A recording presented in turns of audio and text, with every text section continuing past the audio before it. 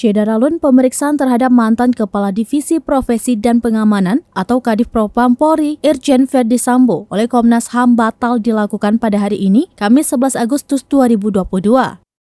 Menurut Komisioner Komnas HAM, Khairul Anam, Verdi Sambo tengah diperiksa oleh tim khusus Polri. Khairul Anam menyebut alasan pembatalan pemeriksaan Verdi Sambo ini yakni tim sus sedang melakukan pendalaman kasus Brigadir J. Untuk itu lanjut Khairul Anam, pihaknya menghormati proses pendalaman tersebut. Hal senada juga disampaikan Kadif Humas Polri Irjen Dedi Prasetyo. Dilansir Kompas.com, Dedi mengatakan Komnas Hak Asasi Manusia atau HAM belum bisa memeriksa Irjen Verdi Sambo tersangka dugaan pembunuhan berencana Nofriansyah Yosua Huta Barat atau Brigadir J pada Kamis ini.